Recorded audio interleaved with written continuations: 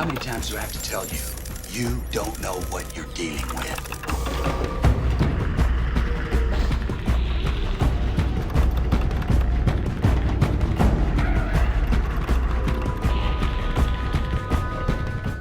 That's right, Lieutenant.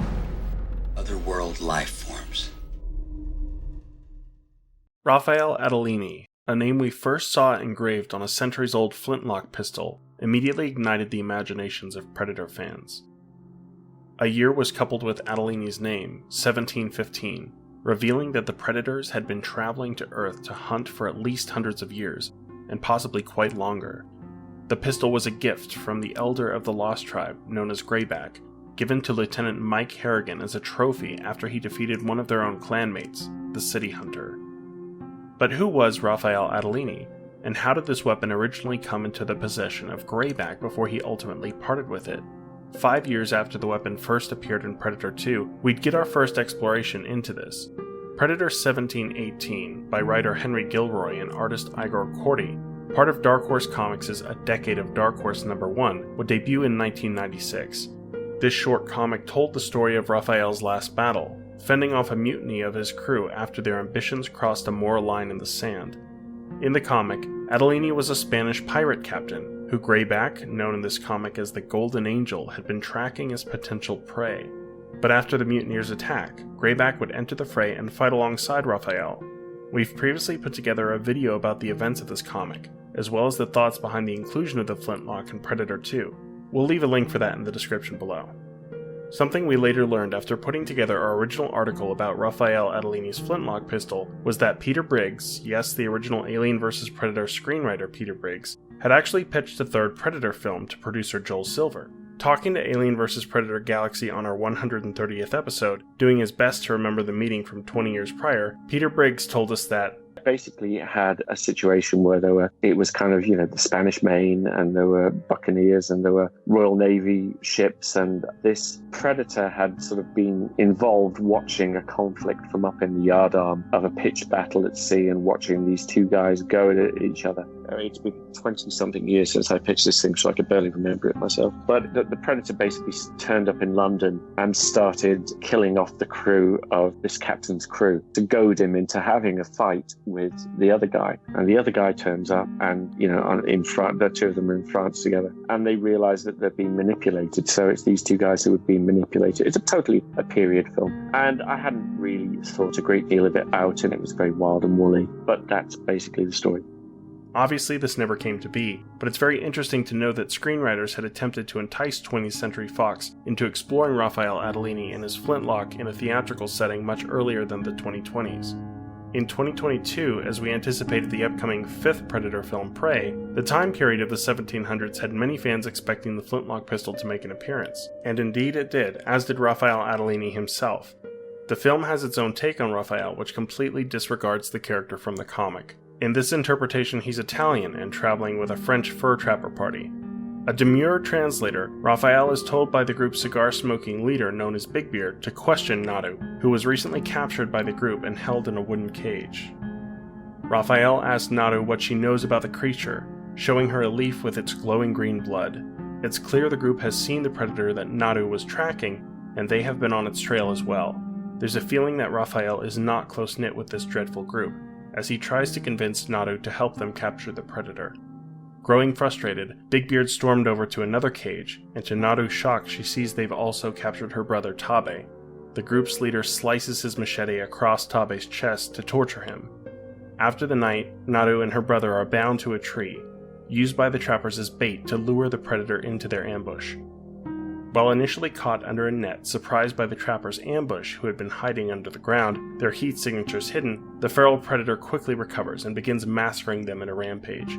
Gathering his wits about him, Adolini prepares to fire his pistol from behind a tree. Apparently missing his shot, it's still noticed by the predator, who immediately flings its cut-clamp weapon, slicing into Adolini's leg in the distance.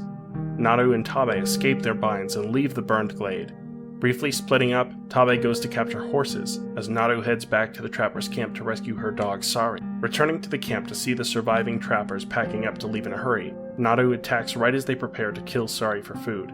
After Naru dispatches the remaining fur trappers back at their camp, she hears the click of a weapon aimed at her. It was Adolini, missing his left leg entirely below the knee and looking quite worse for wear.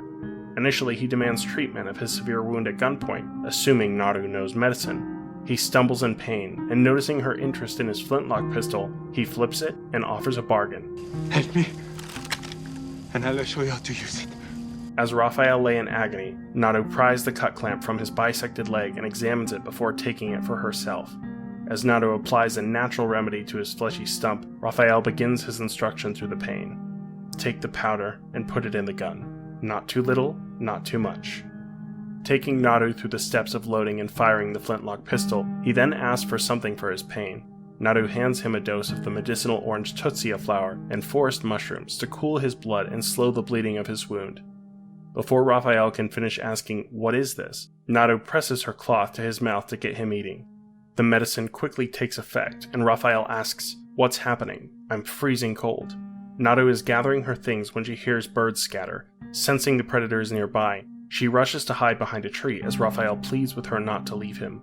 Raphael tries to crawl to a nearby tent for cover, but he can't make it before hearing the predator approach, and he quickly turns over to play dead. The predator decloaks and scans the area. From the feral predator's heat vision perspective, we can see the heads-up display identifying human corpses strewn along the forest floor. The predator's eyes come to Adolini's body. Its helmet sensors inform that although there's no heat signature being shown from this human, the blood flowing from his wound is illuminated. Confused, the predator walks over to Raphael to investigate. After looking over Raphael for a moment, who desperately tries his best to remain still as he plays possum, the predator turns its attention back to surveying the camp. Naru notices this, commenting to herself that it can't see him. The predator begins to move away, nonchalantly stepping right on Raphael's other still intact leg, crushing his knee. Raphael can't help but scream out in pain.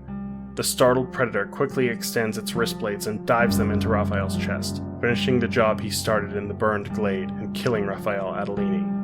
As the feral predator pulls its blades from Raphael's body, it notices Naru's dog, Sari, barking as she runs toward it. It pulls out its bolt gun and targets the dog with its helmet tri-laser. But before it can fire, Tabe rushes in on horseback, knocking off the mask of the predator with the clubbed end of its own combi stick that he snatched back at the Burnt Glade. The mask flies off of the predator to the ground, its laser targeting system still active and now pointed towards a tree. The feral predator still fires its bolt gun, but the projectile diverts before it can hit Sari. It arcs around the area and lands right where the laser is pointed. The predator roars in anger, its attention now on Tabe. Naru loads the pistol as Tabe rides around the predator, crying out to distract it. He dodges the remaining 2 bolts the predator fires, and Naru notices that all 3 bolts have landed right on each targeting laser. The predator picks up its mask from the ground and reattaches it to its face. Snatching his bow from the camp while leaning from horseback, Tabe opens fire on the predator, but it deflects the arrows with its gauntlet shield. Naru approaches the predator while it's still on Tabe, preparing to fire the flintlock, but it would seem she didn't quite get the mixture right on her first attempt, as it only clicks. Instead, she yells at the predator to distract it. It turns toward her, and Tabe launches himself from his horse to skewer the predator in its shoulder with the combi stick, firing off another arrow into it right upon landing. The feral predator removes the combi stick from its shoulder, and the 2 engage in close combat. Naru returns to cover to try loading the pistol again, repeating to herself what Raphael told her as she pours the gunpowder. Not too little, not too much. Repeatedly firing arrows into it, Tabe seems to be getting the upper hand when the predator cloaks to reposition. Naru comes back to the clearing with her pistol at the ready, before suggesting they should flee. Hearing the predator sneaking behind him and realizing he may be done for, Tabe tells his sister to run, and to bring it home.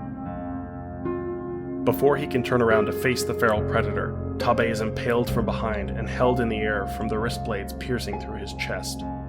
Through her distress, Naru keeps the pistol on the predator as it drops Tabe's body to the ground. It decloaks and approaches her, seemingly ready to accept her challenge as it targets her. Before it can come any closer, Tabe with his last moments stabs the predator in its leg with the teeth of its own wolf skull trophy. The feral predator turns to finish him off, giving Naru the time she needs to escape.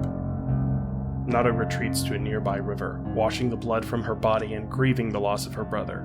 After resting and as night begins to fall, she notices the leader of the trappers, Big Beard, has escaped himself, and is washing and drinking on the opposite bank. She readies her pistol, preparing to shoot Big Beard, but at that moment she realizes she may have greater need of the pistol and decides to save her lead round. She sprints to the trapper before he can notice, whacking him unconscious. Big Beard awakens next to a bonfire that Naru has set to attract the predator. He comes to in horror as he sees rats feeding on his leg that Naru has severed using the cut clamp weapon she took from Raphael. Swiping them away, he crawls to his gun rested on a log. Big Beard spits insults and threats at Naru as she speaks to him. "You bled my brother, so now you bleed. You think that I am not a hunter like you, that I am not a threat. That is what makes me dangerous. You can't see that I'm killing you, and it won't either." While intimidating Big Beard, Naru consumes her orange tutsia and applies war paint before the predator arrives on the scene. It walks right past her and up to Big Beard, who can only look up at it in fear while yelling "demon" before it beheads him. As the predator walks over to claim its trophy, Naru slowly raises the flintlock pistol behind it. This time it fires, right into the back of the predator's head. Green blood is sent flying as its mask is knocked off its face, which Naru quickly snatches before running off into the woods. The feral predator stumbles to its knees, severely wounded but not mortally, before raising its head to roar in anger, determined to track down Naru. The predator would enter Naru's trap, and ambushing it from above, the two would engage in a battle to the death. Naru ultimately emerged victorious by using what she had learned of the predator's weaponry against it, but if not for the flintlock pistol initially wounding the feral predator and knocking off the mask, it's quite possible things might have gone differently. The flintlock pistol was instrumental in the defeat of the feral predator. Naru returns home to her tribe, painted by the green blood of her kill. Carrying the head of the defeated predator, she throws it to the ground before War Chief Kahitu's feet, then tosses him the flintlock. The War Chief examines the pistol after catching it, and we can see the familiar inscription, Raphael Adolini, 1715. With her victory, Naru had not only become a hunter, but a warrior, and the chief passed on his title to her in a tribal ceremony. It's easy to wonder how Adolini ended up in this conflict, which would result in his death. Speaking to us in the recently released AVP Galaxy podcast episode 154, Raphael Adolini actor Bennett Taylor would describe his imagined backstory for the character, an explorer who previously spent time with another Comanche tribe, and who was not paired up with the fur trappers by choice. My idea of him was he came from Italy to find adventure in the New World, right? And he got this gun. He was given this gun by his grandfather, who was a gunsmith. It was very exciting. He came to the New World with a promise to, explore. And he did manage to explore, and he was able to stay with the Comanche tribe. That's why he understands Comanche. But the tribe was killed by the trappers, like a separate tribe from the Comanche tribe that we see. And he was taken. He's not on the same level as the trappers that he's with. I felt the vibe that Raphael was definitely like lower class than the other trappers, especially because he's not a native speaker. And his only real use for the other trapper guys is to translate. He's not a good fighter. I'm stuck with these guys. They're mistreating people. I can't really do anything about it. Otherwise, I'm going to get killed. So I tried to really help Naru in my scene with her. I'm really trying to help you. I'm just trying to get information so that you don't get killed, because that would be terrible. And I don't want to get killed either. So this is what I have to do. And yeah, he's very desperate and very stuck, I found. Given the fact that Adolini must have spent a significant amount of time among Comanche to have learned the language, Taylor's speculated backstory makes sense.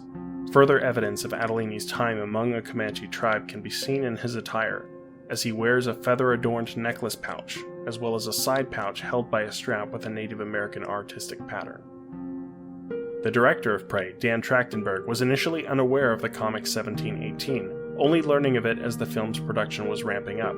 20th Century Studios did not provide the director any guide for keeping in line with the existing expanded universe lore. While speaking with us for episode 153 of the AVP Galaxy podcast, Trachtenberg explained the thinking behind the inclusion of the flintlock pistol.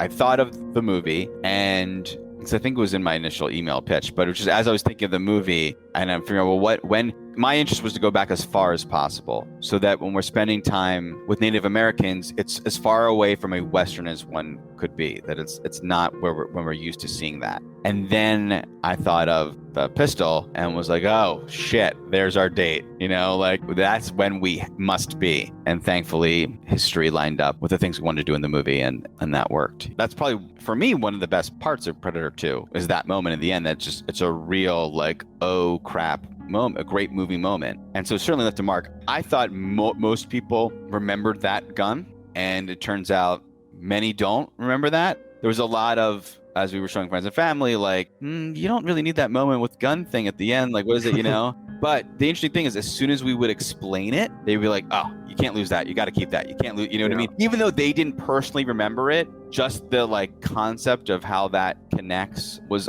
undeniably great. Multiple Flintlock pistol props were on hand for Prey's production. Though the film's prop master had planned to recreate the Flintlock pistol from Predator 2, since they had no idea where the original prop was located, he instead reached out to a fan collector who owned a very accurate recreation of the pistol. This replica was from a limited run by Spanish company Denix. The company didn't hold the Predator license, so the pistol lacked the insignia seen in the film, and dedicated fan Nenny D had a custom-made brass plaque attached to the pistol. Bennett Taylor also informed us that in addition to the replica Nenny D was able to provide the production, the prop master was also able to obtain a further 3 or 4 pistol replicas from the collection of a Disney Imagineer. The Flintlock pistol, wielded by Naru, was an instrumental weapon in her defeat of the Predator. While Prey has enlightened us with showing us Raphael Adolini's final day and the pistol's significance in the battle against the feral Predator, an enormous mystery still remains. How did the Flintlock pistol come into possession of the elder grayback predator after the events of Prey? The end credits sequence of the film hints at the arrival of more predators, with tribal paintings of 3 spacecraft approaching the new war chief Naru and her tribe. The question could possibly be explored if we were to ever see a direct sequel to Prey, or perhaps this is a story we'll find in a book or comic of the expanded universe lore.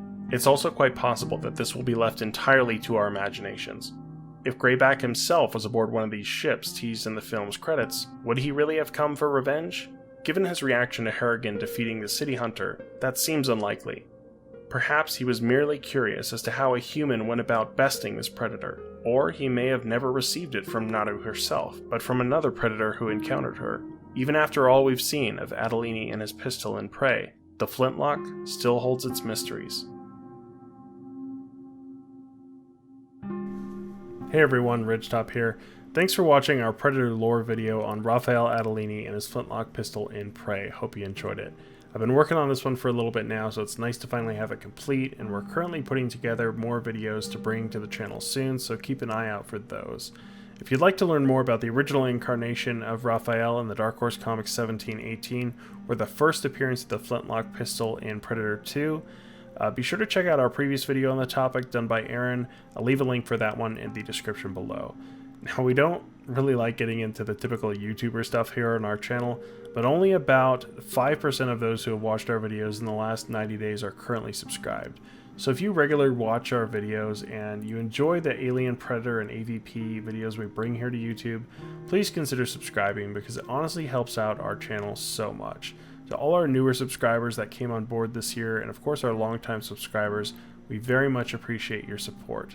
And until next time, stick around.